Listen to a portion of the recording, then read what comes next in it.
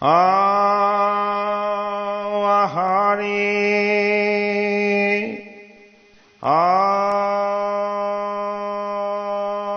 Ram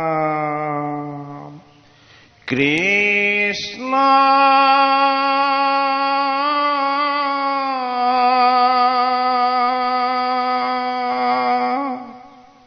Hare Ram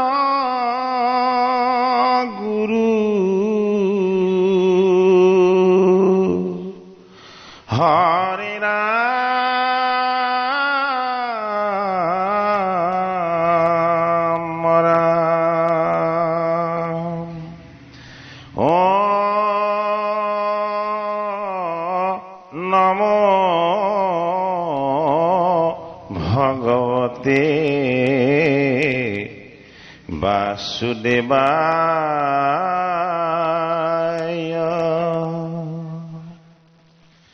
ভাগৱতৰ পঞ্চম স্কন্ধ ভাগৱত ভগৱন্তৰ নাভিপদ্ম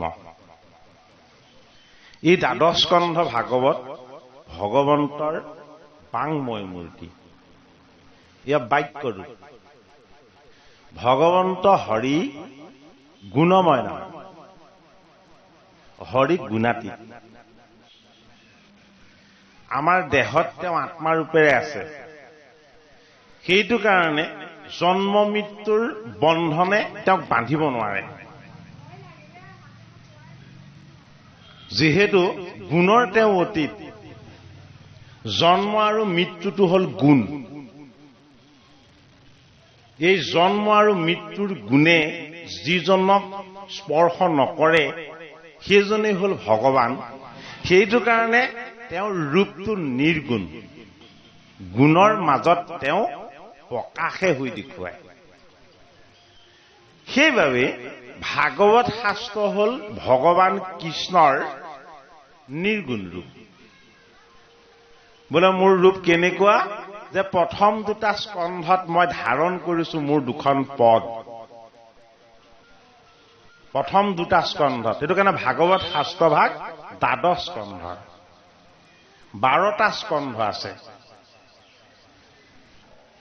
তৃতীয় আৰু চতুৰ্থ স্কন্ধ দুটা হ'ল ভগৱন্ত বাংময় মূৰ্তি নিৰ্গুণ ৰূপতে তেওঁ সেই দুটা হ'ল পবিত্ৰ উৰুদয় পঞ্চম স্কন্ধ হ'ল ভগৱন্তৰ নাভি এইটো কাৰণে পঞ্চম স্কন্ধত ভাগৱতৰ যি কাহিনী তত্ত্ব আৰম্ভ হৈছে নাভি নামৰ এজন ৰজাৰ তত্ত্বৰ যোগেদি আৰম্ভ কৰিছে নাভি বুলি এজন ৰজা আছিলে এই নাভিয়ে বিবাহ কৰাইছিলে মেৰু দেৱীক আৰু ভগৱান কৃষ্ণই গীতাত কৈছে যে পৰ্বতবিলাকৰ ভিতৰত তুমি মন্দৰ বুলি জানিবা মন্দৰ মানেই মেৰু পৰ্বত ভগৱন্তৰ নিৰ্গুণ তত্ত্ববিলাক তেওঁ কেনেদৰে ক'ত প্ৰকাশ কৰি ৰাখিছে আমাক দেখাইছে এতিয়া নাভি যদিও এজন ৰজা নাভি মানে আচলতে গভীৰ ভগৱন্তৰ গুণবিলাক মানৱৰ গাতো প্ৰকাশ হয় কিন্তু সেই গুণটো মানুহৰ নহয় সেই গুণটো কাৰ ভগৱানৰ এইটো কাৰণে নাভি নামৰ যিজন ৰজা তেখেতৰ নামটোতে এটা তত্ত্ব লুকাই আছে নাভি মানে হ'ল গভীৰ নাভি মানে হ'ল ৰহস্য যিটো কোনেও জানি শেষ কৰিব নোৱাৰে এই নাভি আৰু মেৰু দেৱীৰ যেতিয়া বিবাহ হ'ল 17 বছৰ পাৰ হৈ গ'ল তেওঁলোকৰ সতি সন্তান নাই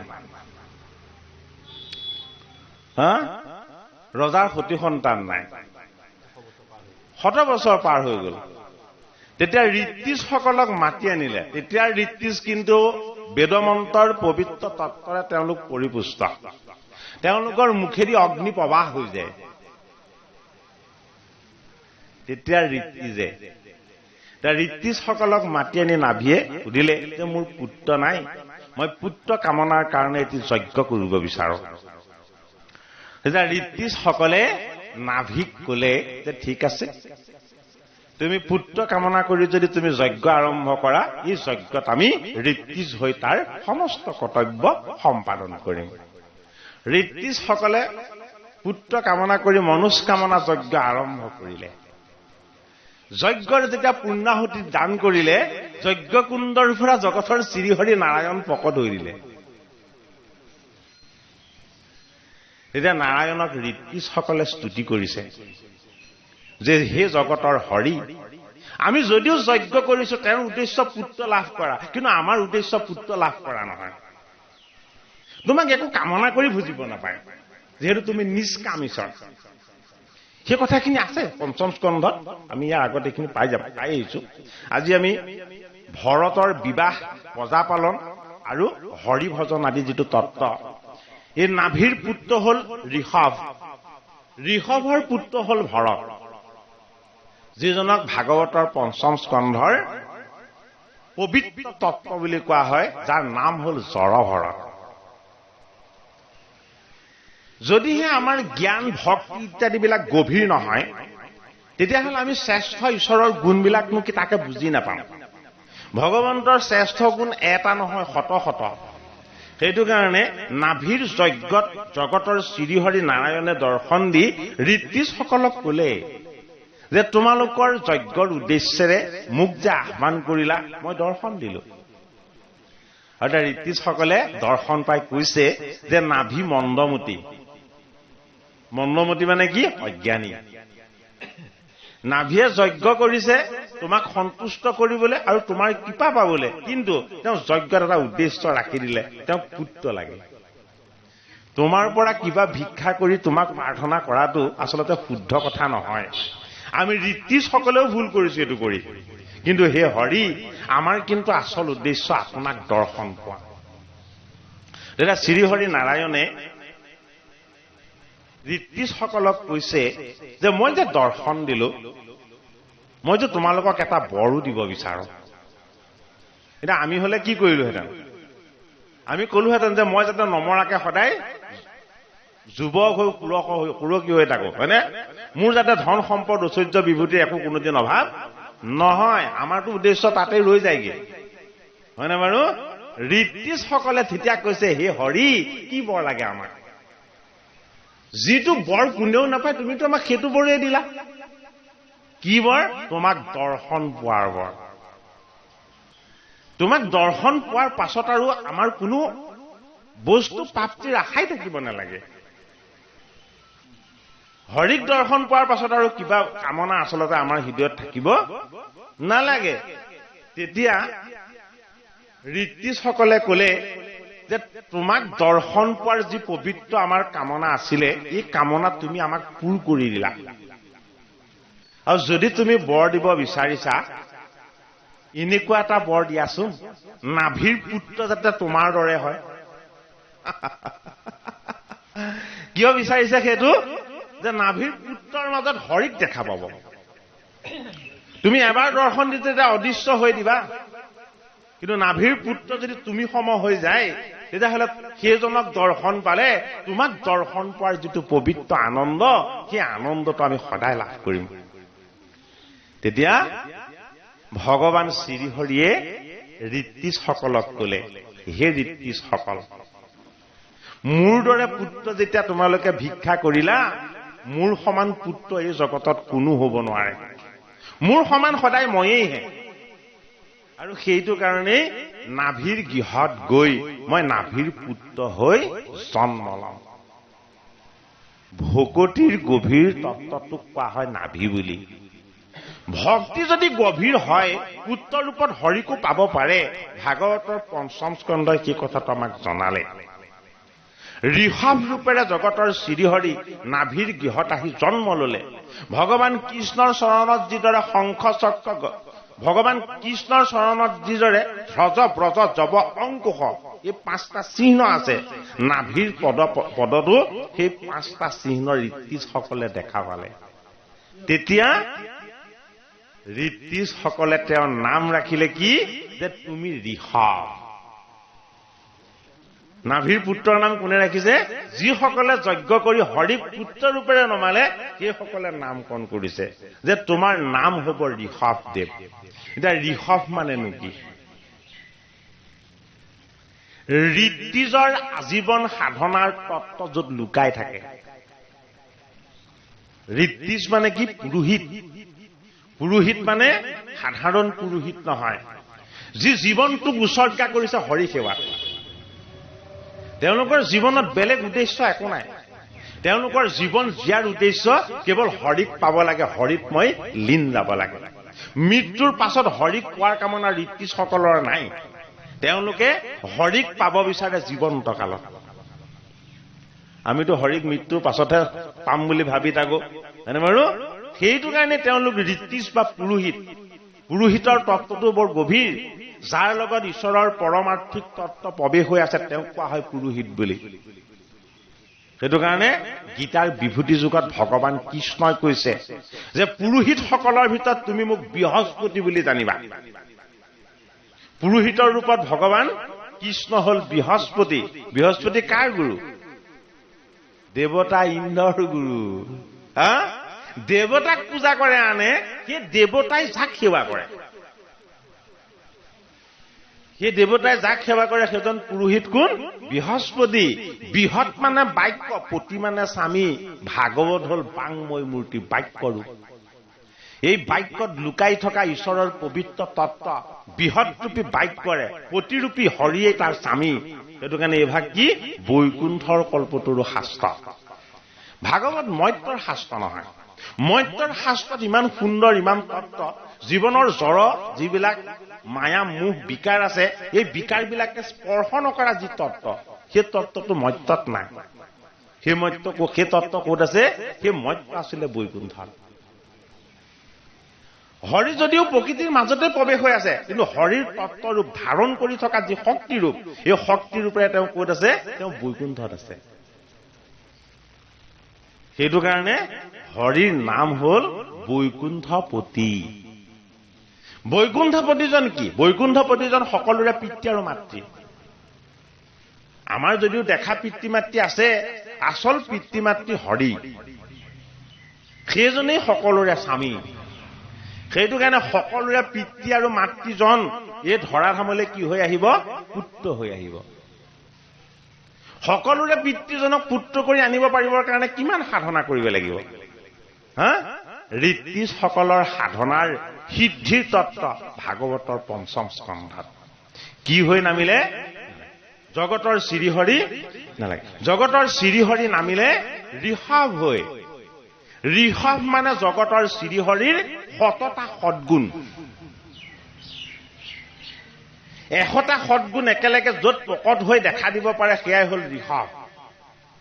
ভাগৱতৰ পঞ্চম স্কন্ধত আমি এই তত্ত্ব কথাও পাই আহিছো যে ঋষভৰ যেতিয়া জন্ম হল, ঋষভৰ প্ৰত্যেকে গুণ কৰিবলৈ ললে, গান কৰিবলৈ ললে যে নাভিৰ গৃহত মানুহ জন্ম হোৱা নাই, নাভিৰ গৃহত জগতৰ শ্ৰীহৰি জন্ম হৈছে।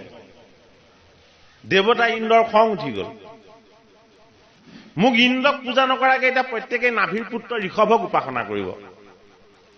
ইন্দ্ৰই লাগে বৰুণক গৈ কলে, কাৰণ দেৱতাবিলাক ইন্দ্ৰৰ অধীনহে, বৰুণক গৈ কলে যে বৃষ্টিপাত ইয়াত আনিব নালাগে, খৰাং কৰি গোটেই ৰাজ্য শুকুৱাই দিব লাগে। ইন্দ্ৰৰ কামেই সেয়া। কেনেকে পাৰি অনিষ্ট কৰি নিজৰ স্বাৰ্থ সিদ্ধি কৰিব লাগে। সেইটো কাৰণে সৰহ সময় সি দুখতে থাকে, হয় নে নহয়? ৰজা স্বৰ্গৰ, কিন্তু দুখ ইন্দ্ৰৰ সমান কাৰো বেছি নহয়। যেতিয়া অনাবৃষ্টি আনি দিলে, জগতৰ শ্ৰীহৰিয়ে নিজেই বাক্য দি থৈছে, মই হৰি, মই নাভিৰ গৃহত জন্ম লম। ইন্দ্ৰই সেইটো জানে, সেইটো মানি লব লাগিছিলে। জগতৰ শ্ৰীহৰিৰ নাম হল যোগেশ্বৰ। তেওঁ যদিও হৰি, কিন্তু তেওঁ যোগী। যোগত যেতিয়া ঋষিসকলে তেওঁক সাধনা কৰে, সেই সাধনাৰ মাজত গৈ তেওঁ প্ৰকট হৈ থাকে। সেইটো কাৰণে হৰিয়ে যোগ সাধনাত কাক চিন্তা কৰে? এইটো বৰ ডাঙৰ কথা। হৰিয়ে যোগ সাধনাত চিন্তা কৰি থাকে ভকতসকলক। সেইটো কাৰণে হৰি ভকতক কেতিয়াও হিংসা কৰিব নাপায়, অন্যায় কৰিব নাপায়। ভকতৰ দুখটো ভগৱানেও ভাঙিব নোৱাৰো বুলি ভাগৱতৰ নৱম স্কন্ধত অম্বৰীশ নামৰ এটা উপাখ্যানৰ যোগিত আমাক দেখাইছে। নৱম স্কন্ধত দেখাইছে এই ঋষভে কি কৰিলে, যোগ আচৰণ কৰিলে। যোগ আচৰণ কৰি নিজৰ শক্তিৰ বলত আকাশৰ মেঘ সৃষ্টি কৰি দিলে। ইন্দ্ৰই যে অনাবৃষ্টি আনিছিলে, মেঘ সৃষ্টি কৰিলে, কৰি তেওঁ মনৰ ইচ্ছাৰে সৈতে য'ত যিমান বৰষুণ দিব লাগে সকলোতে বৰষুণ দিয়াই দিলে। বৰুণক গৈ ইন্দ্ৰই ধৰিলেগে যে মইতো বৰষুণ দিবলৈ হাক দিছিলো, তই কিয় বৰষুণ দিলি? কৈছে মই শুকাই খিনাই আছো, চোৱা মই ক'ত বৃষ্টিপাত দিছো, এয়া বৃষ্টিপাত মই দিয়াই নাই, এয়া কৰিব মোৰ শক্তি নাই। এতিয়া ইন্দ্ৰই চকু মুদি ধ্যান কৰি চাই দেখিছে জগতৰ শ্ৰীহৰি পঞ্চভূতৰ 5টা তত্ত্বৰূপ, ক্ষিতি অপতেজ বায়ু আৰু মৰুত তেওঁৰ শক্তিতে চলি আছে। বৰুণৰ মাজতো জলৰূপী শক্তি হৈ নাৰায়ণেই প্ৰৱেশ হৈ আছে। তেওঁৰ চৈতন্য শক্তিয়ে তেওঁ যেতিয়াই ইচ্ছা হয় তেতিয়াই তেওঁ সেইটো সম্পাদন কৰিব পাৰে। কিন্তু শ্ৰীহৰিয়ে কাৰোবাক দায়িত্ব দিয়াৰ পাছত সেই দায়িত্বটো তেওঁ নিজে হাতলৈ কাঢ়ি নিনিয়ে। বৰুণক জলৰ দায়িত্ব দিছিলে, শ্ৰীহৰিক চিন্তা কৰি সেই ঠাইত তেওঁ বৃষ্টি দিব লাগে, হয়নে? ইন্দ্ৰৰ অহংকাৰৰ কবলত পৰি তেওঁ যেতিয়া প্ৰজা কন্যাই কৰিবলৈ ললে, জগতৰ শ্ৰীহৰি ঋষভে যোগ সাধনাৰ যোগেদি জল দান কৰি দিলে। ইন্দ্ৰৰ অহংকাৰ শূন্য হল। ইন্দ্ৰই গৈ ঋষভৰ চৰণত পৰি আশ্ৰয় ললে যে আপুনি জগতৰ হৰি, মই অজ্ঞানী, আপুনি হল মহাজ্ঞানী। মই ইন্দ্ৰ আপোনাৰ চৰণত শৰণাগত, কিন্তু মোৰ ভুল হয়, কিন্তু আপুনি ভুল নকৰে। আপুনি মোক আপোনাৰ চৰণত থাপি লওক আৰু মোৰ কন্যা জয়ন্তীক মই আপোনাক বিবাহ দি ময়ো পাপৰ পৰা মুক্ত হম। সেইটো কাৰণে ঋষভে বিবাহ কৰাইছে কাক? ইন্দ্ৰৰ কন্যা, নাম হল জয়ন্তী। এই জগতত জয় কাৰ হয়? জয় সদায় শ্ৰীহৰিহে হয়। শ্ৰীহৰিৰ কৃপা অবিহনে কাৰো আজিলৈকে জয় সাব্যস্ত হোৱা নাই। ইন্দ্ৰই যদিও পৰাজয় বৰণ কৰিলে যে মোৰ পৰাজয়ৰ কাৰণ মই, মোৰ জীৱনত যদি কেতিয়াবা জয় সাধনা হয় ইয়াতো শ্ৰীহৰিৰ কৃপা হব। সেইটো কাৰণে জয়ন্তী নামৰ কন্যাক আনি ঋষভক দান কৰিলে। ঋষভৰ 100 পুত্ৰ জন্ম হল। 100 পুত্ৰক ব্ৰহ্মাৱৰ্তলৈ নি ব্ৰহ্মতত্বৰ পবিত্ৰ জ্ঞান ঋষভে দান কৰিলে।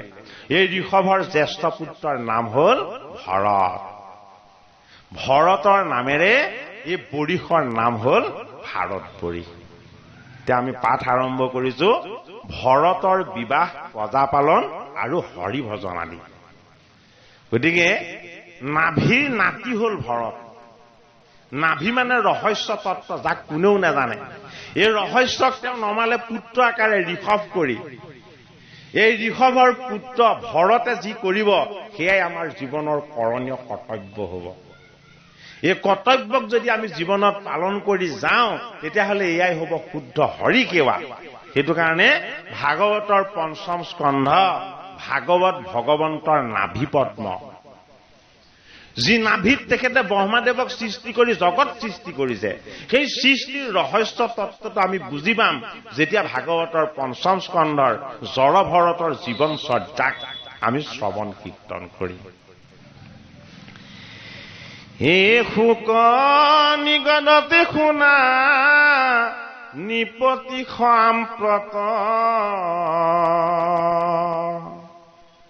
অতানে জ্যেষ্ঠ তনয়প ৰম ভাগৱত, ও ভৈলন্ত ভৰত ৰাজা পিতৃৰ বচনে, এ স্বধৰ্মে পালন্ত প্ৰজা গণয় অনুক্ষণে,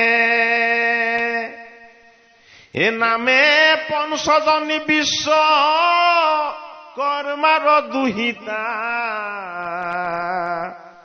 ও কৰিবা বিবাহ সৰ্ব গুণে সুমন্দিতা। স্বৰ্গৰ ৰাজ্যখনৰ নাম কি? স্বৰ্গৰ যিটো চূড়া, স্বৰ্গৰ যিটো ভৱন, এই ভৱনটোৰ নাম হল অমৰাৱতী। ইন্দ্ৰৰ ৰাজ্যখনৰ এটা নাম কি? অমৰাৱতী। এই অমৰাৱতী কোনে নিৰ্মাণ কৰিছিলে? দেৱতা ইন্দ্ৰৰ অমৰাৱতী কোনে নিৰ্মাণ কৰিছিলে? অমৰাৱতী নিৰ্মাণ কৰিছিলে বিশ্বকৰ্মাই। হা? জগতৰ শ্ৰীহৰি কৃষ্ণই গীতাৰ বিভূতি যুগত কৈছে অৰ্জুনক যে হে অৰ্জুন, কৰ্মীসকলৰ ভিতৰত মোক তুমি বিশ্বকৰ্মা বুলি জানিবা। মোক তুমি কি বুলি জানিবা? বিশ্বকৰ্মা বুলি জানিবা। নিৰ্মাতাসকলৰ ভিতৰত তুমি মোক। গতিকে ইন্দ্ৰৰ অমৰাৱতীখন বিশ্বকৰ্মাৰ ৰূপত শ্ৰীহৰিয়ে নিৰ্মাণ কৰা। এই বিশ্বকৰ্মা নামৰ নিৰ্মাতাজনৰ 5 গৰাকী কন্যাক ভৰতলৈ দান দিলে। গতিকে ইন্দ্ৰৰ কন্যাক বিবাহ দিলে কাক? ঋষভক। ইন্দ্ৰৰ ৰাজ্যৰ যিজন নিৰ্মাতা সেইজন হল কোন? সেইজন হল বিশ্বকৰ্মা। বিশ্বকৰ্মাৰ 5 গৰাকী কন্যাক বিবাহ দিলে কালৈ? ভৰতলৈ। গতিকে 2 গৰাকী দেৱকন্যা হয় নে নহয়?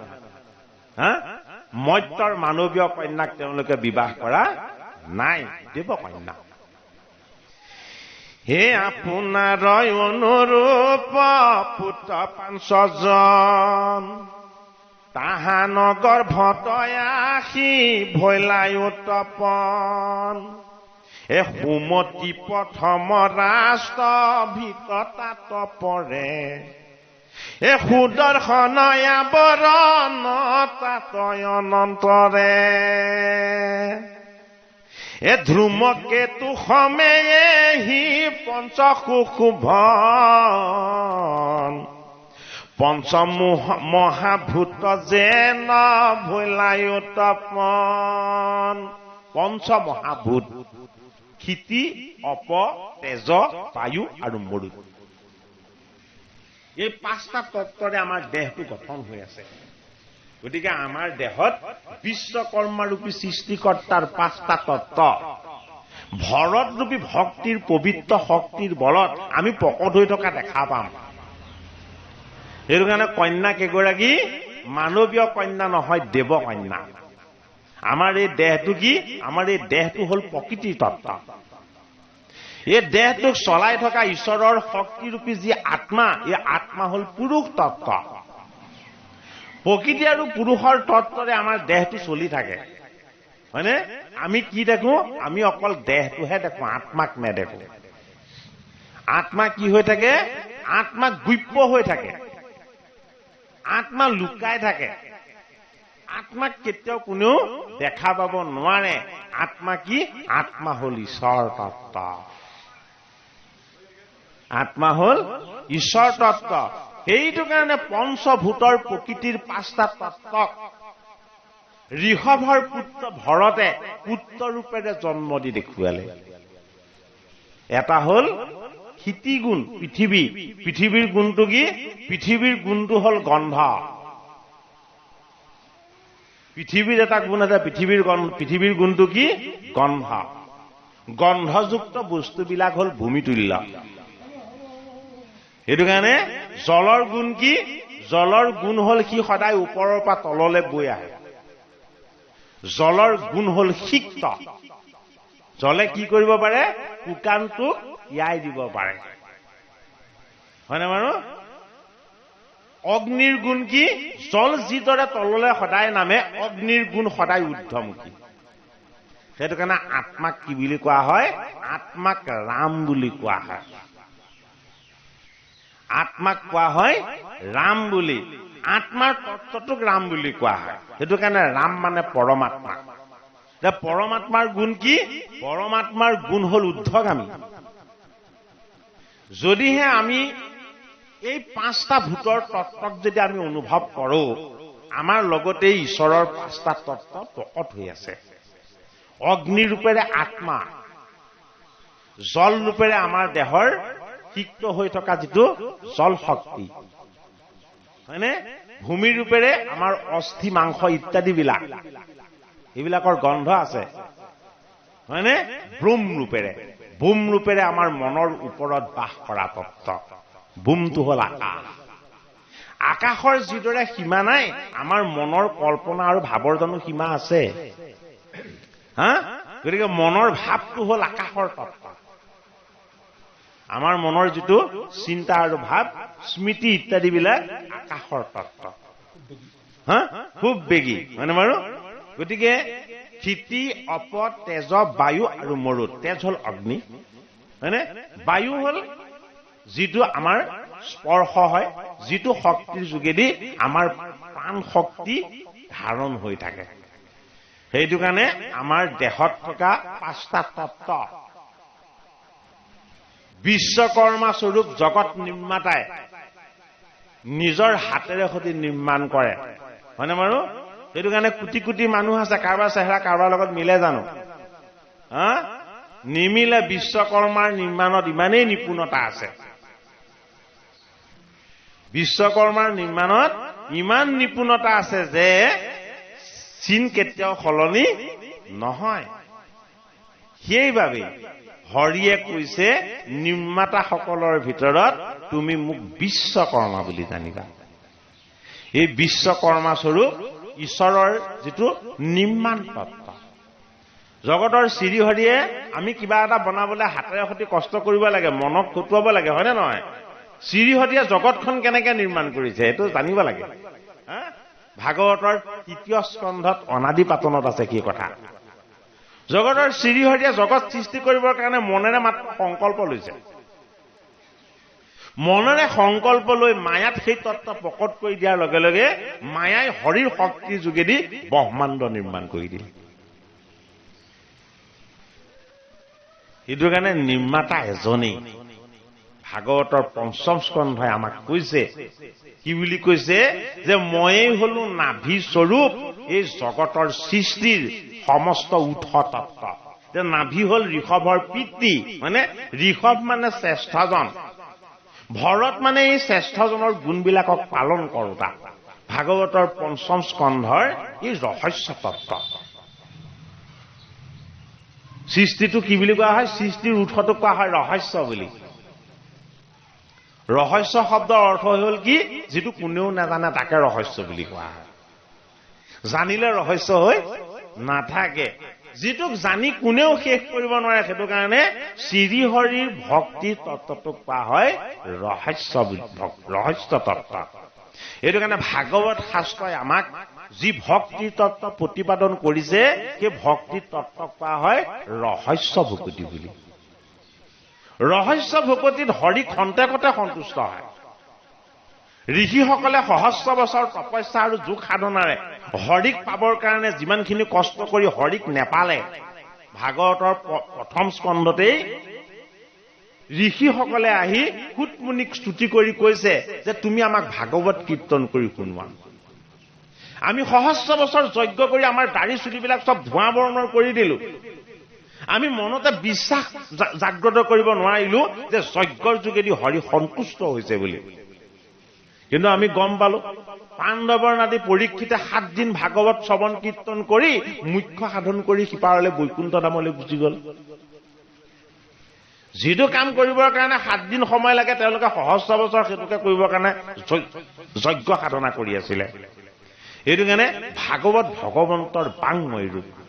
এই ৰূপৰ মাজত তেওঁক কেনেদৰে পাব পাৰি, তেওঁক কেনেকে সন্তুষ্ট কৰিব পাৰি, তেওঁৰ তত্ত্বক আমি কেনেদৰে উপলব্ধি কৰিব পাৰিম, এই সমস্তখিনি শাস্ত্ৰসন্মতভাৱে এটা ক্ৰম অনুসৰি আমাক বুজাইছে যে শ্ৰীহৰিৰ নাভিৰ পৰা উৎপত্তি হৈছে সৃষ্টিকৰ্তা। সৃষ্টিকৰ্তাই সৃষ্টি শক্তি হৰিৰ পৰা লাভ কৰি জীৱ সৃষ্টি কৰিছে, জগত সৃষ্টি কৰিছে, আৰু বৰাহ ৰূপেৰে শ্ৰীহৰিয়ে পৃথিৱী উদ্ধাৰ কৰি তাত জীৱ বাস কৰিবৰ কাৰণে ঠাই দিছে। ভৰত স্বৰূপ নাভিৰ নাতি। নাভি এক ব্যক্তি বিশেষ বুলি যদিও দেখুওৱা হৈছে, নাভি এক ব্যক্তি বিশেষ নহয়। নাভি হল শ্ৰীহৰিৰ সৃষ্টিৰ উৎস তত্ত্ব। যিটো কাৰণত তেওঁ পুত্ৰ সন্তানটো কেনেকে জন্ম হৈছে? যজ্ঞ সাধনাৰ। যোনিজাত সন্তান হৈ হৰি কেতিয়াও নাহে, কাৰণ হৰি কি? হৰি হল অজৰ, যাৰ জন্ম আৰু মৃত্যু নাই, সেয়াই হৰি। আমাৰ কি আছে? আমাৰ জন্ম আৰু মৃত্যুৰ মাজত আমি বান্ধ খাই আছো। জন্ম আৰু মৃত্যুৰ মাজত বান্ধ খাই থাকিও জন্ম মৃত্যুৰ অতীতজনক যদি আমি শ্ৰৱণ কীৰ্তন কৰো তেতিয়াহ'লে আমাৰ এই বন্ধনযুক্ত জীৱনটো বন্ধনৰ পৰা মুক্ত হৈ যাব। হে ৰাম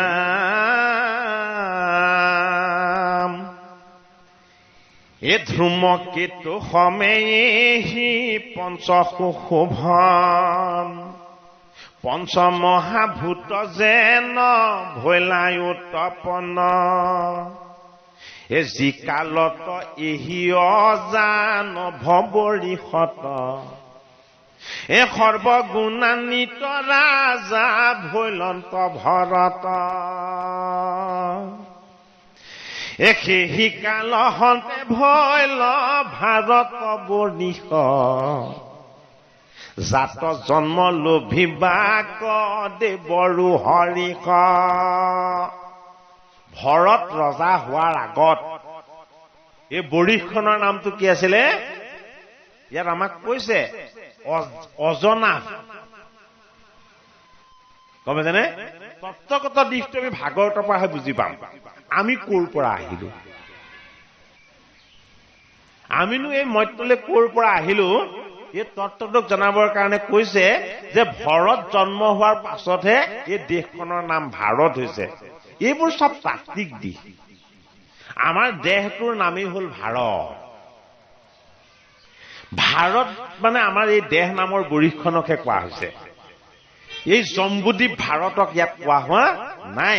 প্ৰত্যেকজন দেহধাৰীকে একোজন ভাৰত বুলি কোৱা হয়, হয়নে? এই ভাৰত হোৱাৰ আগতে এই দেশৰ নাম কি আছিলে? অজনাভ। অজ মানে যাৰ জন্ম মৃত্যু নাই, নাভ মানে হ'ল নাভি। জগতৰ শ্ৰীহৰিৰ সৃষ্টিৰ তত্ত্বত ৰহস্যত আমি প্ৰত্যেকেই আত্মাৰূপেৰে প্ৰকট হৈ আছিলো। তেতিয়া আমি কি আছিলো? তেতিয়া আমি শ্ৰীহৰিৰ লগত আত্মৰূপত। যেতিয়া আমি দেহ পালো পঞ্চভূতৰ, তেতিয়া আমি কি হলো? তেতিয়া আমি হৈ পৰিলো ভৰত। অজনাভ মানে যিটো অৱস্থাত আমি জীৱন নাপায়, কেৱল আত্মাৰূপত নিৰাকাৰ নিগুণ হৈ হৰিৰ তত্ত্বত আছিলো। এই জীৱনটো পোৱাৰ পাছতে আমি জীৱাত্মাৰ ৰূপত আমি দেহ তত্ত্বলৈ আহি গলো।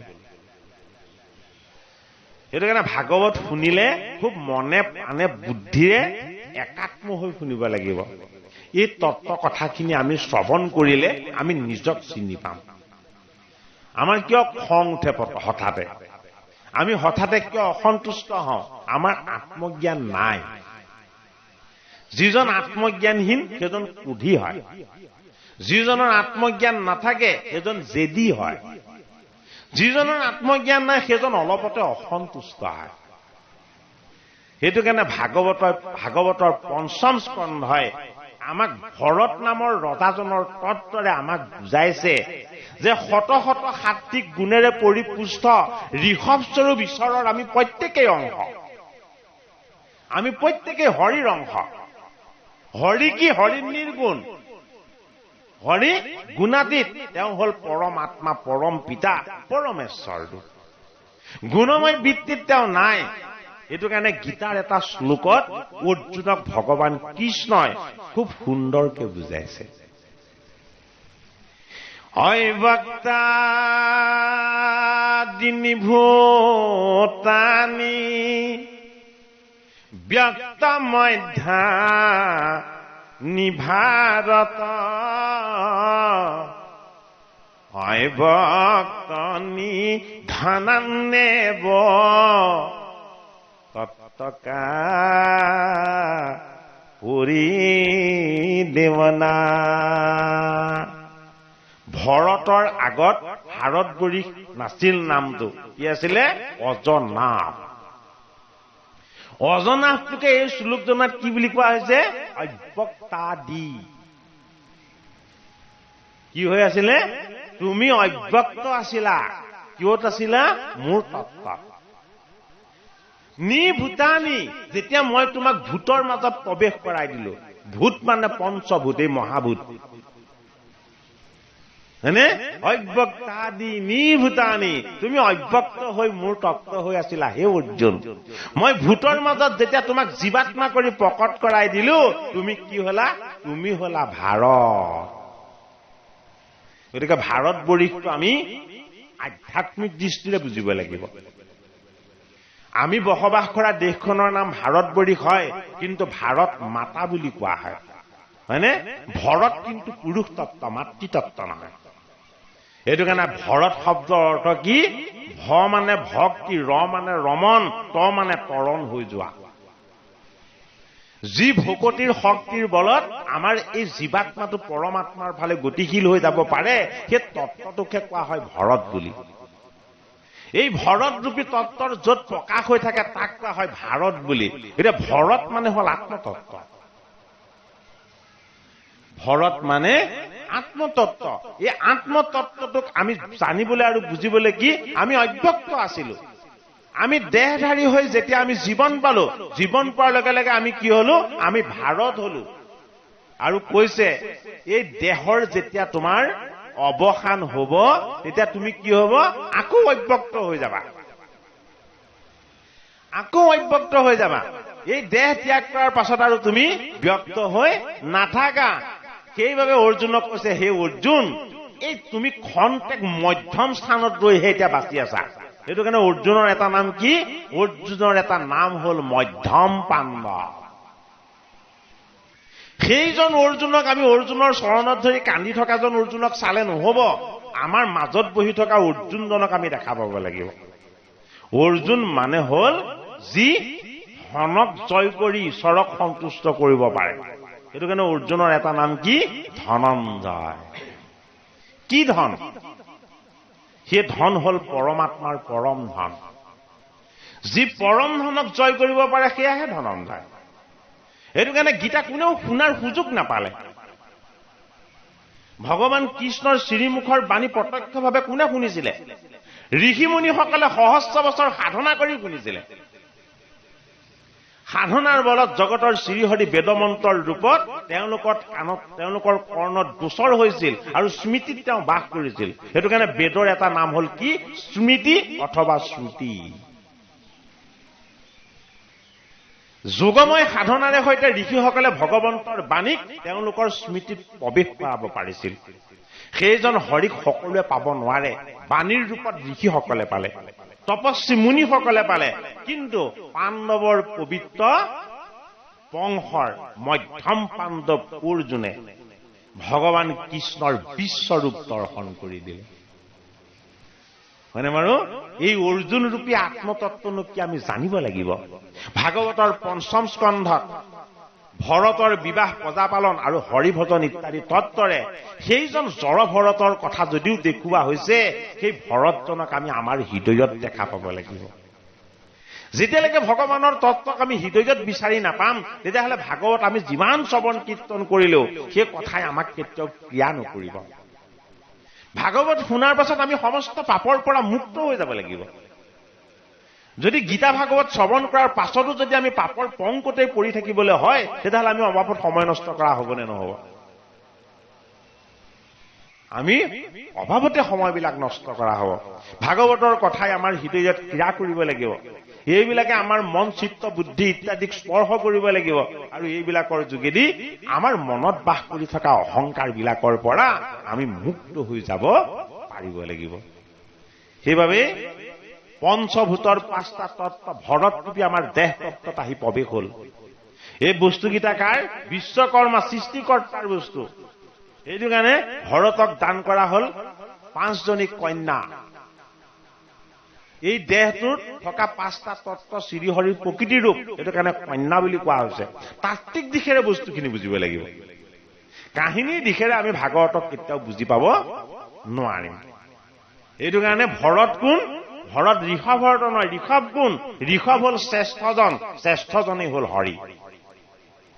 আমি প্ৰত্যেকে শ্ৰেষ্ঠজনৰ অংশ। এইটো কাৰণে কি? দেহ তত্ত্বত বাস কৰা প্ৰত্যেকজনেই ভৰত। এতিয়া ভৰতে কেনেকে বিবাহ কৰিব, প্ৰজা পালন কৰিব আৰু হৰিক ভক্তি কৰিব, সেয়াই হ'ব আমাৰ জীৱন চৰ্যা।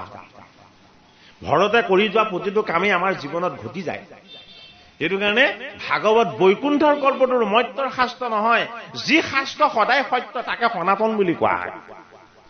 অতীততেও ভাগৱতৰ তত্ত্বই সত্য, বৰ্তমানতো ভাগৱতৰ তত্ত্বই সত্য, আৰু আহি থকা ভৱিষ্যতেও ভাগৱতৰ তত্ত্বইহে সত্য। বাকী যত যিমান আছে সকলোবিলাক মিছা। এই ভৰত নামৰ ৰজাৰ পবিত্ৰ তত্ত্বৰে আমি জীৱনৰ আমাৰ তত্ত্বটোক আমি বুজি পাব লাগিব। সেই কাল হন্তে ভৈল ভাৰত বৰিষ, জাত জন্ম লভিবা দেৱৰু হৰিষ। এই ভাৰত বৰিষত জন্ম লবলৈ পালে দেৱতাবিলাকেও আনন্দ পায়, হয়নে? এটাইতকে শ্ৰেষ্ঠ দেৱতাজনৰ নাম কি? ইন্দ্ৰ। তেওঁহে ৰজা, নহয় জানো বাৰু? গতিকে আমাৰ দেহত 14জন দেৱতা হৰিয়ে বহুৱাই থৈছে। আত্মাৰূপেৰে হৰি থকাৰ কাৰণে তেওঁ লগত আহি 10জন দেৱতাই থিতাপি লৈছে। সেইটো কাৰণে দেৱতাসকলেও ভৰতৰ দেহ তত্ত্বত বাস কৰিহে হৰিৰ স্পৰ্শ অনুভৱ কৰিব পাৰে। সেইটো কাৰণে ইন্দ্ৰ নামৰ দেৱতাজন আমাৰ ক'ত বহিছে জানেনে বাৰু? ইন্দ্ৰ নামৰ দেৱতাজন বহি আছে মনত। যিটো অন্তৰ ইন্দ্ৰিয়, মন ইন্দ্ৰিয়, সেই ইন্দ্ৰিয়টোৰ নাম হল ইন্দ্ৰ। মনক কি লাগে? মনক লাগে অকল সুখ। মনে সুখতকে বেলেগ কিবা বিচাৰে জানো? আজিলৈকে কোনোবাই কৈছে নেকি যে মোক অকণমান দুখ দি দিয়া বুলি? দুখ এগৰাকীয়ে ভিক্ষা কৰিছিলে হৰিৰ পৰা। ভগৱান কৃষ্ণই কৈছিলে মই তোমাক এটা বৰ দিম, হে মোৰ পানৰ পেহী, কি বৰ লাগে কোৱা? তেতিয়া কুন্তীয়ে কৈছিলে হে শ্ৰীহৰি, যদি তুমি মোক পানৰ পেহী বুলি ভাবিছা তেতিয়াহ'লে মোক দুখ দান কৰা। যি হৰিৰ পৰা দুখ ভিক্ষা কৰিব পাৰে সেইগৰাকী কুন্তি। সেইটো কাৰণে কুন্তীৰ পুত্ৰ হয় পঞ্চপাণ্ডৱ। পঞ্চপাণ্ডৱৰ নাতিয়েহে ভাগৱত শুনিব পাৰিলে। পৰীক্ষিতেহে ভাগৱত শুনিছে, বেলেগে ভাগৱত শুনিবলৈ সুবিধা পোৱা নাই। শ্ৰীহৰিক নিবিচৰা বস্তুটো ভিক্ষা কৰিছিলে মাতৃ কুন্তীয়ে। সকলোৱে তোমাৰ পৰা সুখ বিচাৰে, সকলোৱে তোমাৰ পৰা আনন্দ বিচাৰে। হে জগতৰ হৰি কৃষ্ণ, তুমি যদি মোৰ প্ৰতি সন্তুষ্ট হৈছা, তুমি ৰচনা কৰা মোক যিমান পাৰা দুখ আৰু কষ্ট আছে সেইখিনিকে মোক দিবা। ভগৱান কৃষ্ণই আনন্দত কান্দিবলৈ ধৰিলে যে মই নিষ্কামিশ্বৰ, মোক একো বিচাৰিব নালাগে, মোক একো বস্তু বিচৰাৰ প্ৰয়োজন নাই, মই অন্তৰ্যামী, মই অন্তৰ ইন্দ্ৰিয়ৰ আত্মতত্ত্ব হৈ ময়ে বাস কৰি আছো, মোক কোনেও ফাঁকি দিব নোৱাৰে। আমাকতো মিছা কথা কলে যদি গোপন কৰি ৰাখে ধৰা নপৰে। হৰিয়ে কৈছে মিছাটোৰ মাজত মই মায়া হৈ বাস কৰি আছো। ভগৱান কেনেকে থাকে আমাৰ মনত? মিছাটোৰ মাজত মায়া হৈ আৰু সত্যটোৰ মাজত তেওঁ সনাতন সত্যৱতী হৈ বাস কৰে। সত্য ৰূপত সত্যৱতী আৰু মিছাটোৰ মাজত তেওঁ মায়া। সেইটো কাৰণে যি ভাগৱত শাস্ত্ৰ প্ৰণয়ন কৰিছে তেওঁ কাৰ পুত্ৰ? সত্যৱতীৰ পুত্ৰ। সত্যৱতীৰ পুত্ৰই ভাগৱত প্ৰণয়ন কৰিব পাৰে। আৰু মিছাটো মায়া নহয় জানো? মিছা মায়াটোৰ পাছে পাছে কোন দৌৰা নাই? ৰাৱণটো গোটেই জীৱনটো দৌৰিলে, মোমায়েককো দৌৰাই দিছে, তই মৃগ ৰূপ ল, মই তাৰ পাছে পাছে খেদিম ভিক্ষাৰীৰ ৰূপত। হয় নে নহয়? জগতৰ শ্ৰীহৰি ৰামক স্বামী হিচাপে পোৱাৰ পাছতো সীতাই ৰামৰ পৰা কি বিচাৰিলে? কাষত থাকোতেও ৰাম নালাগে, সোণালী মৃগটো আনি দিয়া। সেই সোণৰ পাছে পাছে জানো আমি দৌৰি থকা নাই?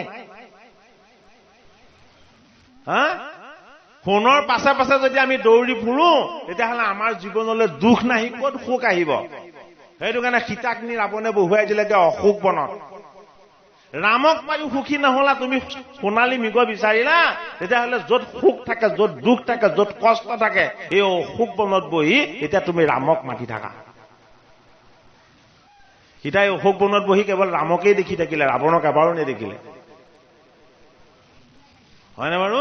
ৰাম আমাৰ পৰা ইমান আঁতৰত নাই, সেইটোকে দেখাইছে। যেতিয়া সুখ দুখ যন্ত্ৰণা কষ্ট আহে তেতিয়া আমাৰ ওচৰলৈ হৰি আহি যায় ৰাম ৰূপত। যেতিয়া আমাৰ ওচৰলৈ সুখ শান্তি আৰু আনন্দ আহে তেতিয়া কোন আহে? তেতিয়া ৰাৱণ কুম্ভকৰ্ণ এইবিলাক আহে। জগতৰ শ্ৰীহৰিৰ ভুকুটিৰ ৰহস্য তত্ত্ববিলাকক একো একোটা চৰিত্ৰৰ যোগেদি, একো একোটা কাহিনীৰ যোগেদি আমাক শিকাব বিচাৰিছে। এই মায়াৰ পাছত আমাৰ জীৱনটো যদি দৌৰি ফুৰে আমি তেতিয়াহ'লে মিছাৰ ফালেই গলো, সত্যৰ ফালে যাব লাগিব। সত্যক বৰণ কৰাটো বৰ জটিল। সত্যক বৰণ কৰাটো কেনেকুৱা কাম? পাশা খেলৰ নিচিনা কাম। সত্যক বৰণ কৰাটো পাশা খেলৰ নিচিনা। এইটো কাৰণে পাশা এদিন খেলিলে কোনে? ধৰ্মৰাজ যুধিষ্ঠিৰে। ধৰ্মৰাজ যুধিষ্ঠিৰে পাশা দুবাৰ খেলিছে, কিন্তু এদিন খেলিছে। এদিন খেলি কি হেৰুৱাইছে? প্ৰথম হেৰুৱাইছে 4জন ভাতৃক, তাৰ পাছত হেৰুৱাইছে ভাৰ্যাক, আৰু কি হেৰুৱাইছে? সমস্ত ৰাজ্য হেৰুৱাই দিছে। হয়নে?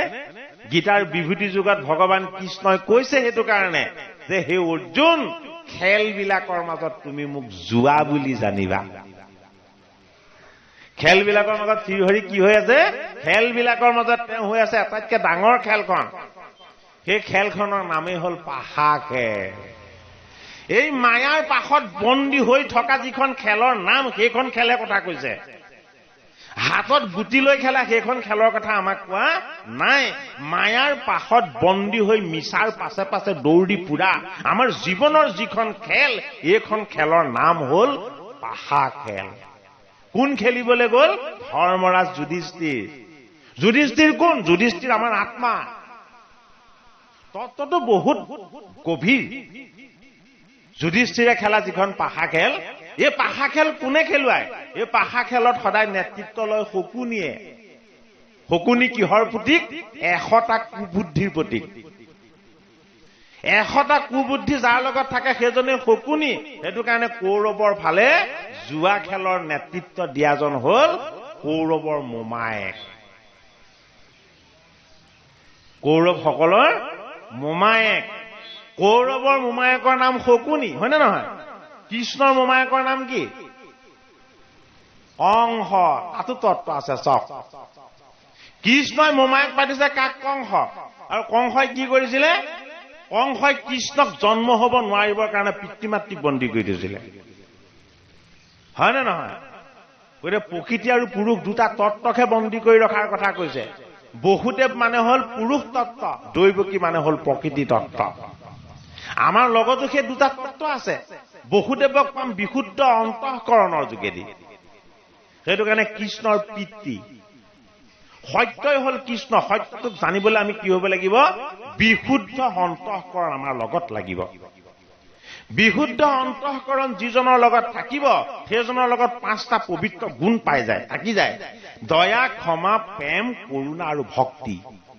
এই 5টা গুণক একেলগে কোৱা হয় দৈৱকী বুলি। পুৰুষ তত্ত্ব আৰু প্ৰকৃতি তত্ত্বৰ যদি কেনেবাকে মিলন হৈ যায় আমাৰ মায়াজালখন ফালি চিৰাচিৰ হব। তাকেই কোৱা হ'ল কংসৰ বধ। কংসই বসুদেৱ দৈৱকীক বিবাহ কৰাই দিয়াৰ পাছতে কি শুনিছিলে আকাশবাণীত? হেৰৌ কংস, তোৰ মৃত্যু হব। এই কংসই হ'ল ৰজগুণ আৰু তমগুণ। ৰজগুণ আৰু তমগুণেই আমাক কি কৰে? মিছা মৃগৰ পাছত দৌৰাব বিচাৰে। সত্য কি? সত্য হ'ল কৃষ্ণ।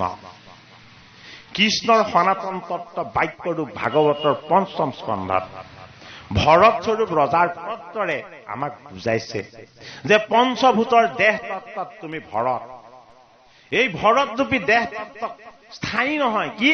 ই জন্মৰ পৰা মৃত্যুলৈকেহে তোমাৰ লগত থাকিব। দেহ তত্ত্বটো সেইটো কাৰণে কি? অস্থায়ী বস্তু। এই দেহৰ সুখ, দেহৰ ভোগ আৰু দেহৰ বিলাসৰ কাৰণে আমি আমাৰ নৈতিকতাৰ বিৰোধী কাম কৰাটো উচিত হয় জানো? আমি কিন্তু কৰি আছো। কিয়? আমি ভাগৱত শাস্ত্ৰৰ জ্ঞান আমি লাভ কৰিব পৰা নাই। আমাৰ বহুতৰ মনত শংকাও আহে যে এইজনে গীতা ভাগৱতো পঢ়ে, এইজনেতো বৰ বেয়া কামো কৰে, হয় নে নহয় বাৰু? তেওঁ পঢ়াটো ভুল হোৱা নাই। গীতা ভাগৱত পঢ়ি তেওঁ ভাল কৰিছে, কিন্তু নিজক শুদ্ধ কৰি ল'ব নোৱাৰাটো তাৰ জ্ঞানটোৰ পৰা তেওঁ বঞ্চিত হৈছে।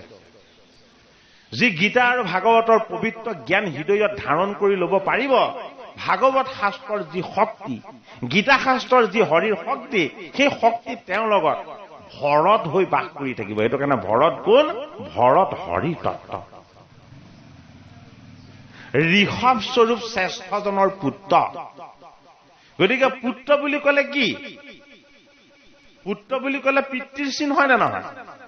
পুত্ৰ বুলি ক'লে মাতৃৰ চিন হয় নে নহয়? পিতৃ আৰু মাতৃৰ ছবিটোৱে জানো পুত্ৰ নহয়? হয়নে? নৰ ৰূপত যদি হৰি এই মৰ্ত্যলৈ নামিব পাৰে, তেতিয়াহ'লে আমাৰ দেহ তত্ত্বটো তেতিয়াহ'লে হৰিক উপাসনা কৰাৰ যোগ্য তত্ত্ব হয় নে নহয়? আমি ভগৱান হ'ব নোৱাৰো। আমি ভগৱান হ'বলৈ যত্ন কৰাটোও ভুল, কিন্তু আমিতো ভগৱানৰ সেৱক হ'ব পাৰো। আমিতো ভগৱানক ভাল পাব পাৰো। আমিতো ভগৱানক ভক্তি কৰিব পাৰো, হয়নে বাৰু? যি ভগৱানক ভাল পাবলৈ আৰম্ভ কৰে, সি এই জগতখনকো ভাল পাবলৈ আৰম্ভ কৰে। যি ভগৱানক ভাল পাবলৈ আৰম্ভ কৰে, সি নিজকো ভাল পাবলৈ আৰম্ভ কৰে। সেইটো কাৰণে এই জগতখনক ঈশ্বৰময় দেখিব পৰা যেতিয়ালৈকে নহব, তেতিয়ালৈকে আমাৰ হৰি সাধনা কেতিয়াও সফল হৈছে বুলি আমি কব নোৱাৰিম। হৰত হল ঋষভৰ এনে এজন শ্ৰেষ্ঠ পুত্ৰ, যিজন মানৱ হৈও নিজেই হৰি বুলি প্ৰমাণ কৰি আমাক ভাগৱতত দেখুৱাই দিলে। কৃষ্ণ।